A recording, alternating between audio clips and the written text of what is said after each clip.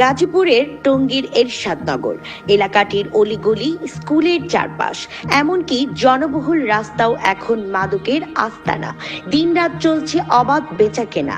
স্থানীয়দের অভিযোগ, দীর্ঘদিন ধরে প্রভাবশালী মাদক ব্যবসায়ীরা বিভিন্ন ব্লকে গড়ে তুলেছে তাদের অঘোষিত সাম্রাজ্য।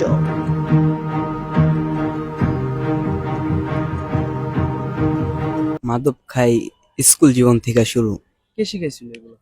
এইগুলা এলাকার ভিতর অনেক ব্যবসায়ী আছে, ব্যবসায়ীদের কাছ থেকে আর কি শিখা। মানে কোন এলাকায় এগুলো? এগুলাই এরশাদনগর চলে। কৃষ্ণনগর কোথায় কোথায় বিক্রি করে জানো? এরশাদনগরে সব জায়গায় বিক্রি করে, সব জায়গায়। সব জায়গায় বিক্রি করে? হ্যাঁ। কারো নাম জানা আছে এমনি? এমনি কারো নাম জানা বলতে আমি ওদিকে যাই, কিন্তু ব্যবসার কাছে যাই, আমি নিজেও যাই, লোকও পাঠাই।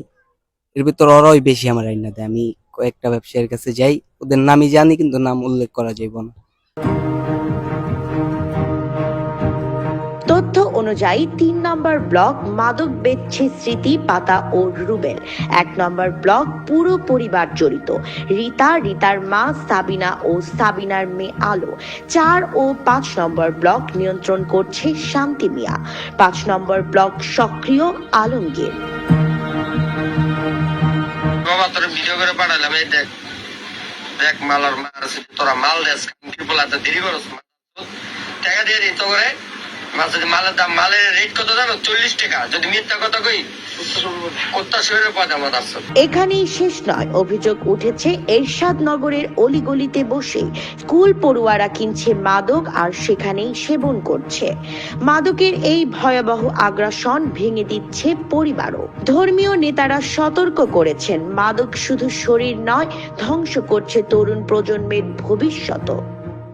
সন্তানেরা দেখা গেছে যে বিভিন্ন মাদকে আসক্ত, বিভিন্ন নেশায় আসক্ত। আসলে এই আসক্ত জিনিসটা যেটা পুরো একটা সংসারকে, পুরো একটা পরিবারকে, পুরো একটা এলাকাকে, পুরো দেশকে ধ্বংস করার জন্য এই মাদকেই যথেষ্ট। এই জন্য কোরআন হাদিসে সম্পূর্ণ নিষেধ যে এই মাদক সেবন করা যাবে না, মাদক থেকে দূরে থাকা এবং অপর ভাই যারা মাদকে যারা আসক্ত তাদেরকে পরিহার করার জন্য নিজে সচেতন করে দেওয়া। মাদকদ্রব্য নিয়ন্ত্রণ অধিদপ্তরের উপপরিচালক এমদাদুল ইসলাম মিঠুন জানান, সম্প্রতি এরশাদনগর থেকে বিপুল পরিমাণ মাদক সহ একজনকে গ্রেফতার করা হয়েছে। অভিযান অব্যাহত রয়েছে।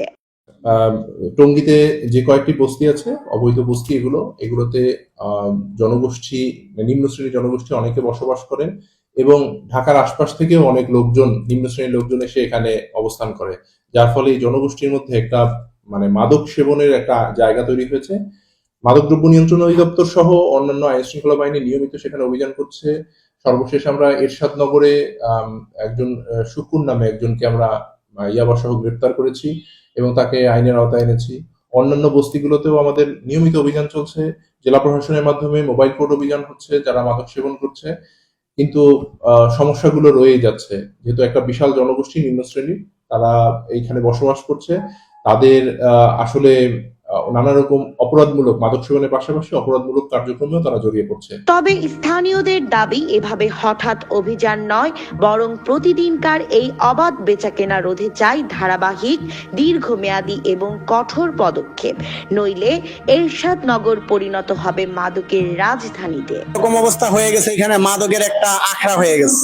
এরশাদনগরের মধ্যে বর্তমানে যে মাদক চলতেছে, এই মাদকের জন্য আমরা একটা উৎপাত, একটা আইন চাই, এরশাদনগর থেকে মাদক উৎখাত হোক। এরশাদনগরের প্রতিটা অলিতে গলিতে তৈরি হয়েছে মাদকের আখড়া। এগুলো যদি থামানো না হয় তাহলে সামনে ধ্বংস হবে নতুন প্রজন্ম। মারুফ আহমেদ, ভোরের পাতা, টঙ্গী।